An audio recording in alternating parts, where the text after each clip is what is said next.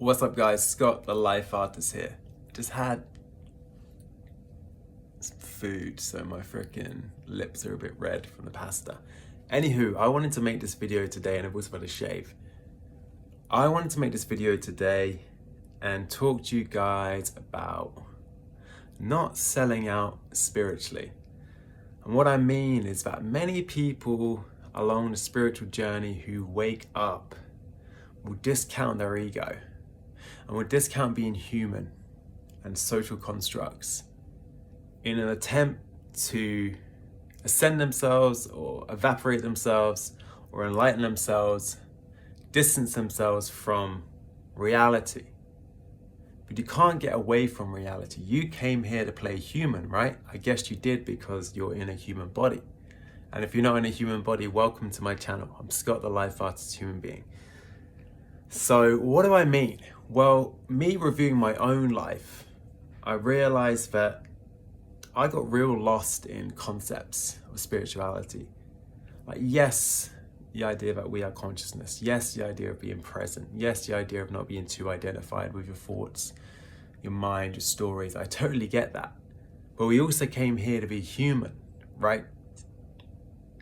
And people often polarize the human experience as if the spirit and the human are one thing or separate things, but the spirit is creating the human, right? The spirit wants to be human. You came here to be alive as a human being. And I guess the point I'm making is that it's okay to want things like success, right? Because if you ever notice, people in the spiritual scene will say, this is ego, this is an ego. This is image, this is not image. This is authentic. That's a big one. This is authentic, this is not authentic. Right? Wanting success or external validation is bad. Is it? Or is that an ego statement to call it bad?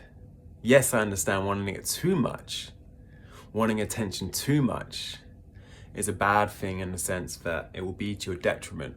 You won't feel that great because you've given all your power away. But we give ourselves up to the game in order to explore, right? Because if we're spirit, then why do all the spiritual people still need to eat? Right? Need to survive. We watch movies, listen to songs from people in their egos. We buy food from people who are in their egos, right? From their success, from their ventures. Then we have the audacity to say they're asleep and yet we rely on them, right? We're not independent from anybody. And so for me, success was a big thing to realize that it's okay to want it. It's okay to want things. But the trick is to have intention, but know how to flow, right? Because life never works in a straight line. It's more squiggly, it's more circular. And it requires being a bit of a tactician in order to navigate those things, right? In other words, you might wake up in the morning, get excited to do the idea, like me, you go full force, but then you run into an obstacle, right? Maybe you get demotivated, maybe you just physically can't do it, the circumstances, the environment isn't right, and you have to change course. But that's part of life, and that's part of the mystery of exploring the unknown and expecting the unexpected. Because if everything was a straight line, it would be boring as hell, right? So yeah, man, it's okay to have success as a spiritual being, right? Because regardless of what people say, you've got to look at people's energy. Do people inspire you, right? Because someone might have a big ego, right? And they might judge others, but their music is grand. Their successful ventures, the stuff they create is grand. The movies they direct is grand. The acting roles they play is awesome. You get inspired, and yet maybe you then judge them, oh, they're an ego, and you dismiss going on the adventure as a human to get those experiences for yourself. And it's just funny, right, as human beings who are on the spiritual scene sell out when it comes to success. I don't need that. Well, for me personally, I'd much rather lean towards success. Would you not, rather than failure? When you go to an event or you host an event, do you not hope and will for it to be a success? Sure as hell hope you do, right? You want it to go well. You go on the date, you're married, you want it to go well. You work out. Yes, enjoy the process, of course, 100%, but you also have the goal, the intention of succeeding, building, right? And there's nothing wrong with that. Just like pleasure and pain, as human beings, we can't get away from that. And unless you're a masochist, I'm sure you lean more towards the idea of pleasure. You eat food you want to eat. You go out on dates with people you want to go out on dates with. You get married to the person you love because they bring you pleasure, rather than stubbing your toe and being with someone who feels awkward and not aligned with you because you're a spiritual being and you're following the flow. Fuck that. Don't follow the flow in that way. Follow the flow, yes, but you can also take control of the wheel. Take control of the wheel and drive. I was listening to a great Matthew McConaughey interview, and he's saying it's like how people sell out spiritually when it's like, oh, I just gotta let go and go with the flow. I'm gonna let God. I'll wait for God. I'll wait for the signal. But man, if you're always waiting for the signal, you may be waiting a long time, and I experienced that. And that's why I wanna express to you guys, but you don't have to experience the same. You don't have to wait. Take the wheel. Because when you go for a drive, you're going to experience the grander flow. You're going to experience unexpected things. And that's what makes things masterful. That's what makes things holy, grand. It's just how mysterious things are. But you have will, W-I-L-L, and will, a will to drive every day. So why not use it to create the life you prefer, right? And don't buy into the idea of, I don't need success, because you're looking for success every single day, subconsciously. It's okay to consciously create. It really is. And don't sell out, right? And if you're listening to people who tell you that's wrong, that's egoic, look at that. Look at their lives, feel their vibration. Do they light you up? Do they ignite the fire of self-love, right? Or are they angry and pissed off and maybe jealous and envious of other people having success that they crave, but they don't have the balls to admit it? Have the balls, or the ovaries, to admit you want these things, and then go for it, right? It's okay to be competitive. That's another spiritual trap. You shouldn't compete. But here's the thing. If you're naturally competitive like me, I like to win, right? But heck, if I lose, that's okay because I gave my best, right? I strove for the greatest. I failed or I succeeded, that's cool, but it's the growth. It's going for it. It's taking the wheel and having the determination to do it that enables you to expand, to get on with the mission and do things. Otherwise, having no intention and just going with the flow. I'm surrendered, right? It will often put you into complacency. It will put you into, let's say, conformity.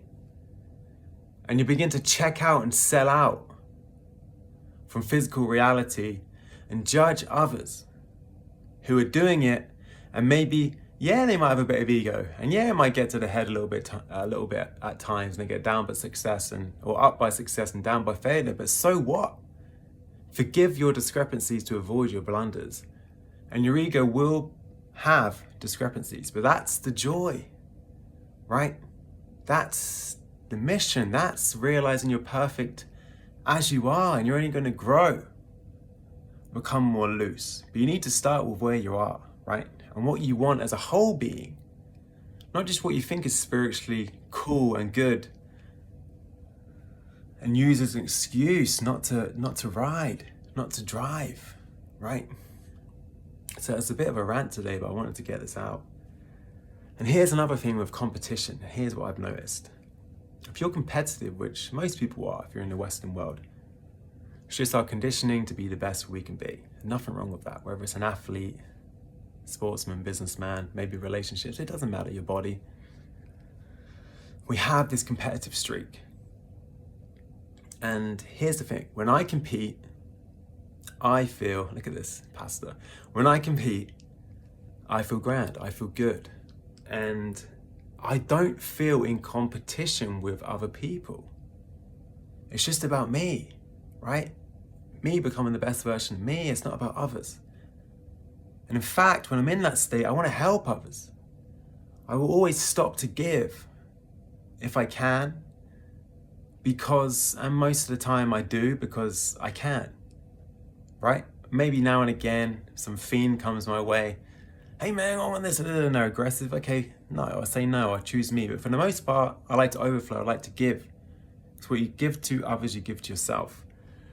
So when I'm competing and giving my best, I don't care about other people's races. But when I wasn't competing and going into my head, man, bad stuff, man, not good.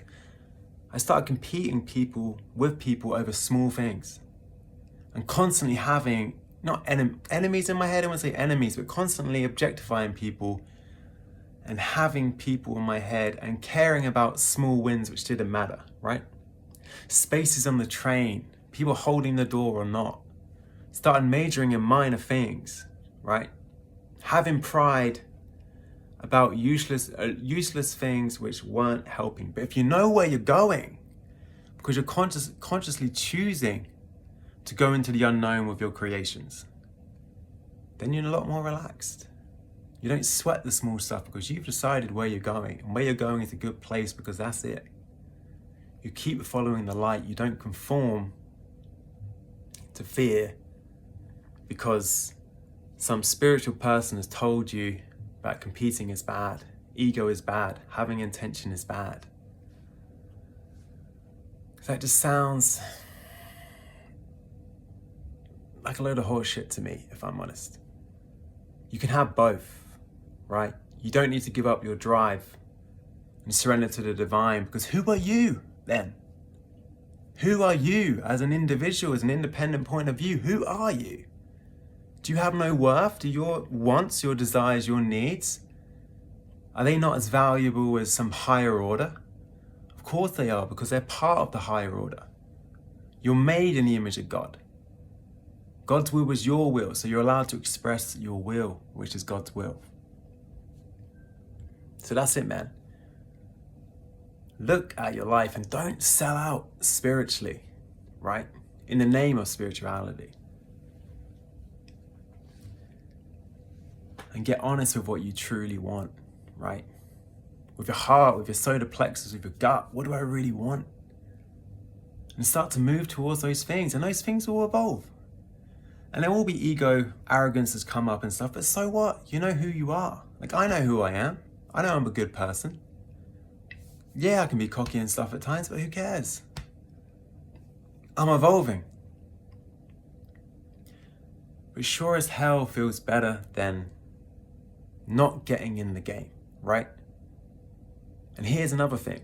You invest in physical reality, like all you spiritual heads out there, you invest in physical reality when it comes to needing food, needing sleep, going towards pleasure, survival. Why not honor the game of how things work down here as well in terms of dynamics, right? In terms of marketing, in terms of how to get success in this realm. It's okay to value that. It's part of the human game. Work with it. Because when you invest in physical reality, guess what? It will invest in you. For me personally, when I give my all and play the game, paradoxically, I step out. If I'm spiritual, just all laying back, it's all ego. It's all ego, this success stuff. Self-help is all ego. How's your finances? How's your abundance? How do you feel physically, mentally? Do you feel strong or do you feel checked out?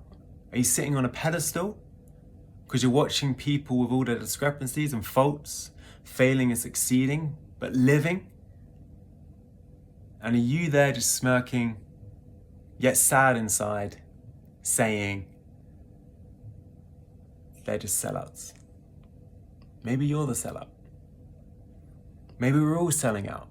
But I know when I buy in, I detach. And that's a paradox right there.